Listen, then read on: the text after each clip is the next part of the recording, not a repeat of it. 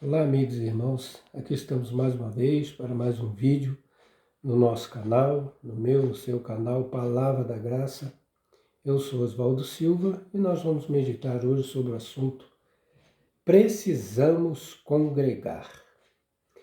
Esse assunto eu tive vontade de gravar um vídeo porque eu tenho conversado com muitos irmãos, né? No dia a dia, toda hora a gente está na rua, está em algum lugar e a gente encontra com algum irmão em Cristo e que frequenta, né? A maioria deles frequenta alguma denominação.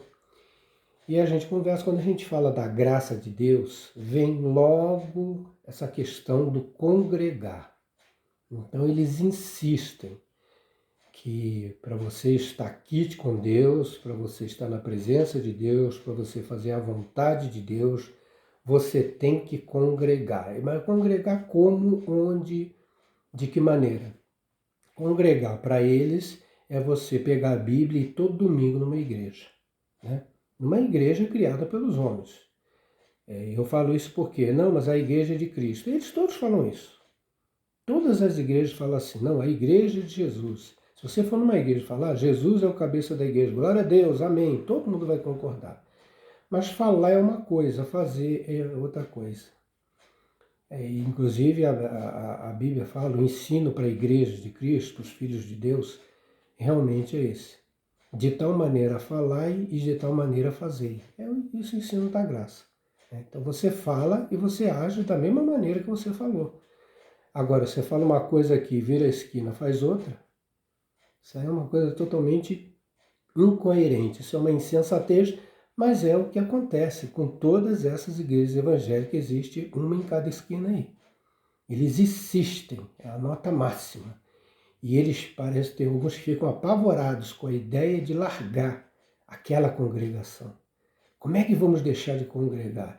E eu gosto sempre de lembrar, eu acho isso incrível, que os crentes evangélicos eles são ruins de Bíblia mesmo, né? Eles não guardam nada, não leem, não se interessam. E eu acho isso estranhíssimo. É uma coisa muito esquisita nos nossos dias. Por quê? Porque hoje nós temos todos os recursos. Nós temos celular, nós temos internet, nós temos pesquisas assim que livros. Ninguém tem desculpa de não saber e de não conhecer as escrituras. No entanto, essas milhares e milhares de igrejas que existem espalhadas por aí, a massa é tudo assim. Parece uma coisa terrível. Todo domingo, cada um deles pega a sua Bíblia e vai para a sua igreja. Para quê? Para ouvir o pastor pregar.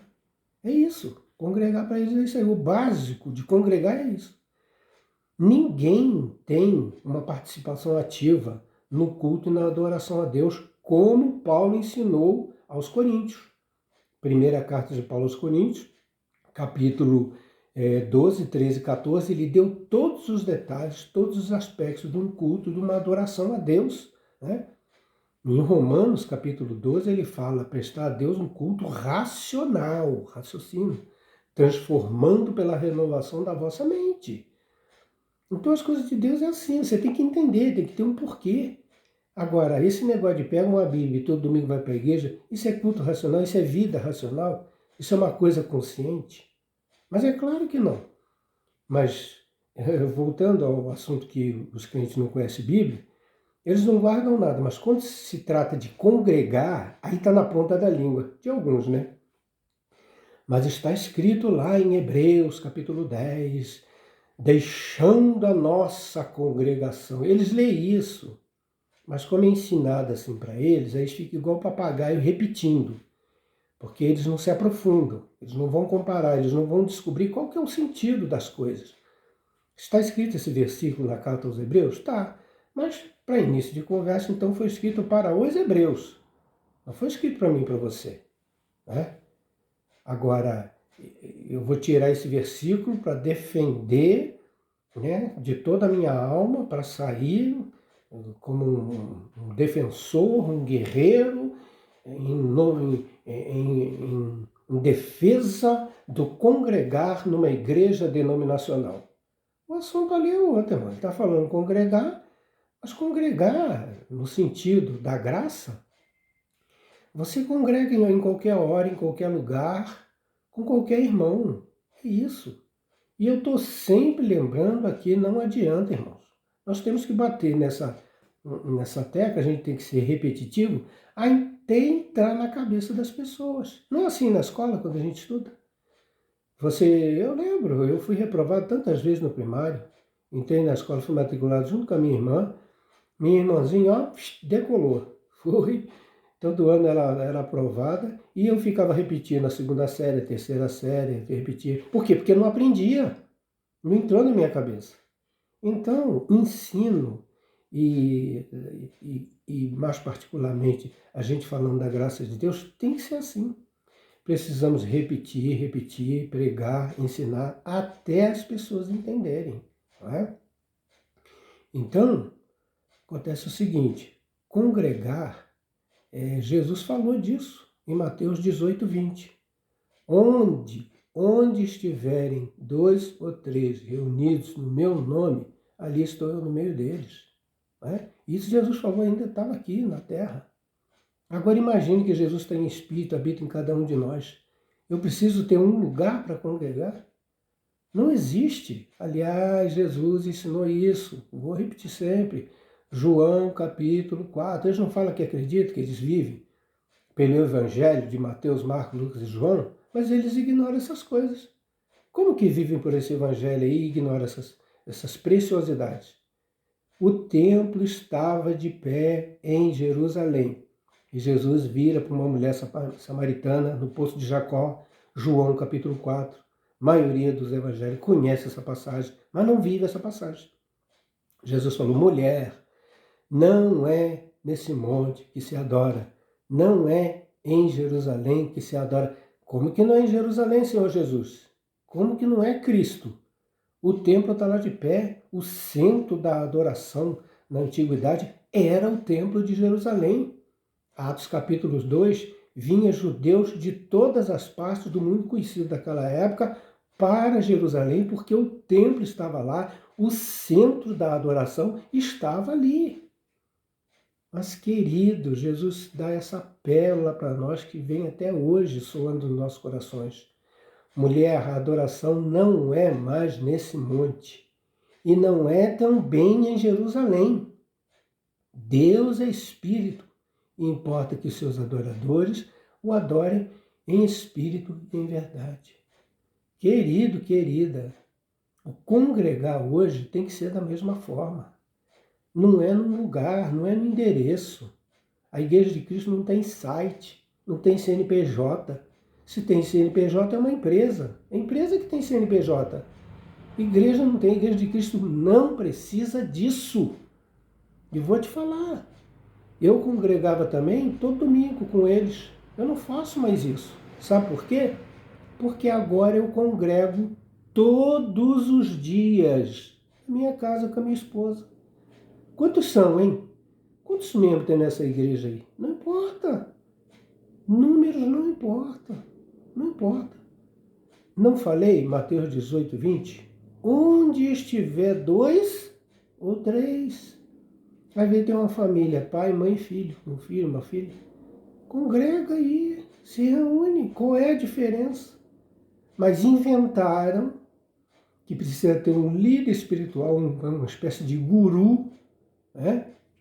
Que você tem que ir lá numa igreja para ouvir o pastor, para estar debaixo da autoridade do homem. Onde é que está isso? Isso não é evangelho da graça, querido. Isso não existe. Isso aí, você pode ver que o Novo Testamento, Atos dos Apóstolos, falando da graça de Deus, dos apóstolos de Cristo, eles nunca, jamais se colocaram numa posição superior à igreja, nunca.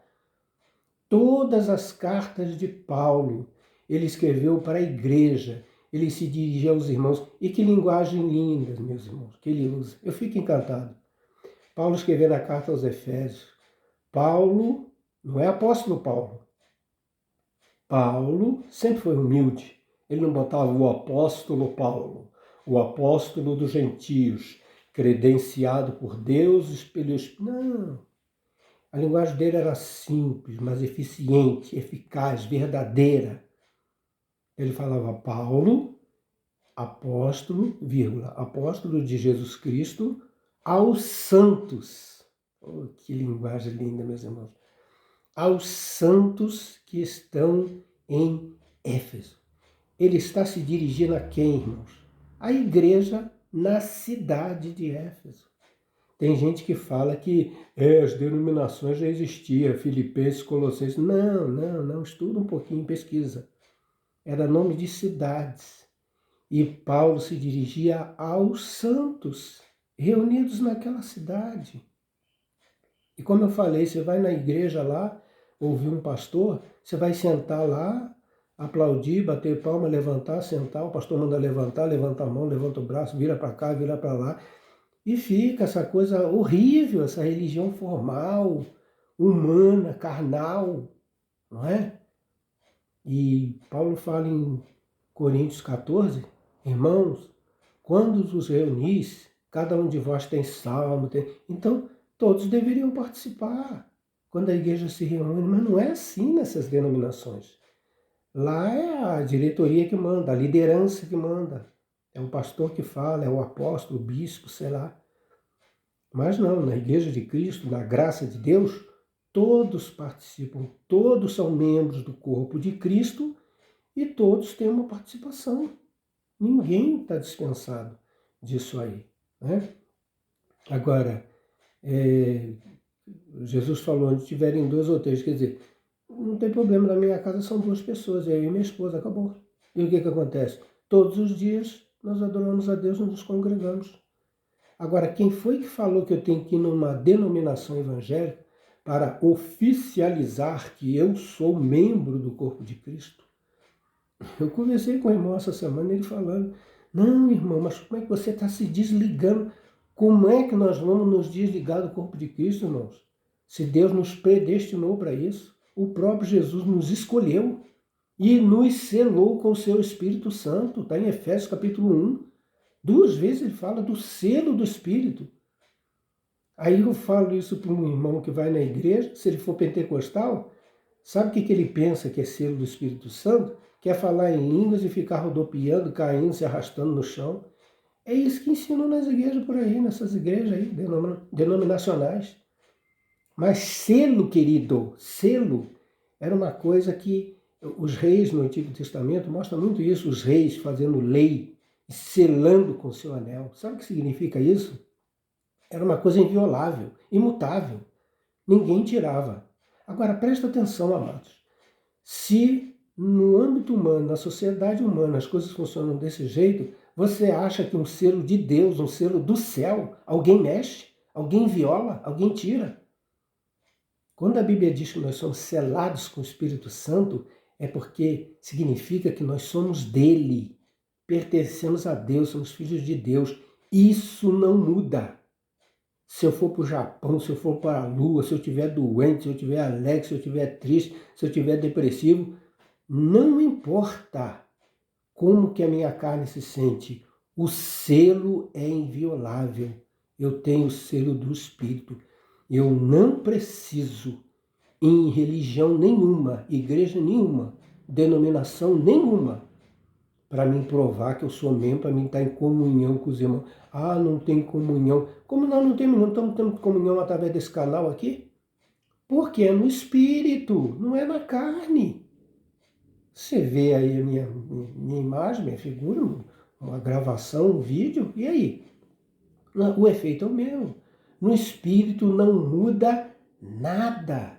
Pelo contrário, são recursos que, glória a Deus, para a glória de Deus, os irmãos que falam da graça de Deus estão usando amplamente. E muitos outros aí até melhor do que eu, não tenho muita experiência em vídeo, internet, não. Mas, na minha simplicidade, estamos aqui comunicando essa palavra, tendo comunhão com os irmãos através desse canal.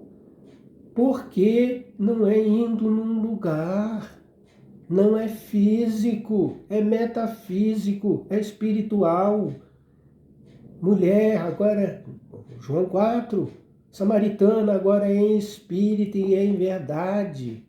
Deus é espírito. Deus não lida na carne, no material, não, no físico, no visível. É espiritual, no invisível, que tem poder e soberania sobre as coisas materiais. Mas nessas igrejas aí não se ensina isso não. Por quê? Porque se eles ensinar a verdade, ninguém mais vai lá, a igreja fecha. A igreja denominacional. E eles não querem que feche, eles querem que cresça, né?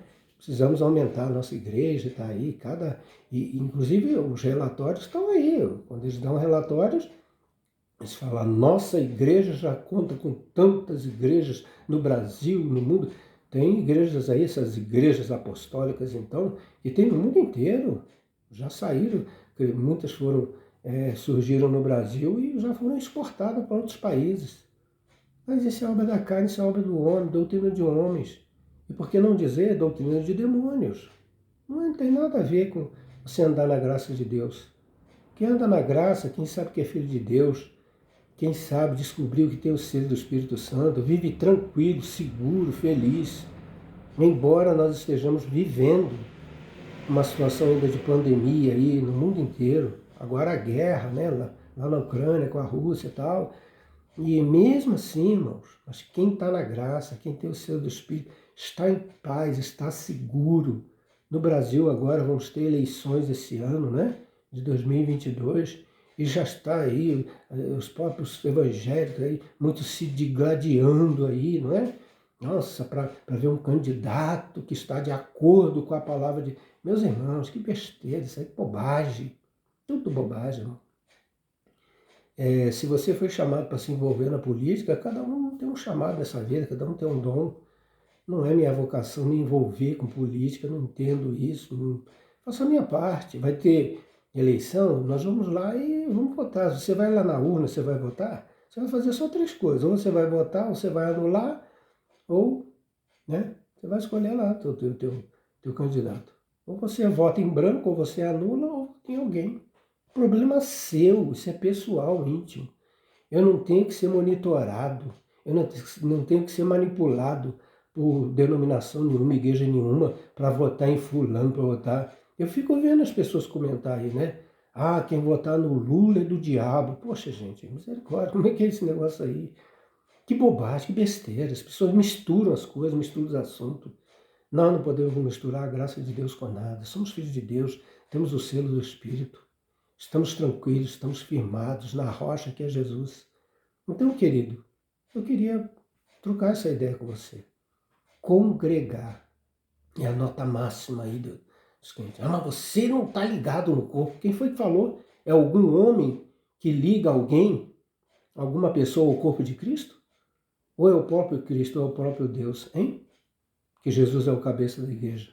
E Ele nos escolheu. Nós somos escolhidos de Deus. Nós somos predestinados por Deus para ser igreja de Cristo. Eu sou membro. Estando no Brasil de novo, onde eu estiver, em qualquer lugar, em qualquer hora. Se eu estiver num supermercado fazendo compra, encontrar um irmão, ou compartilhar com qualquer outra pessoa, ali está a igreja do Senhor. Eu e aquela outra pessoa.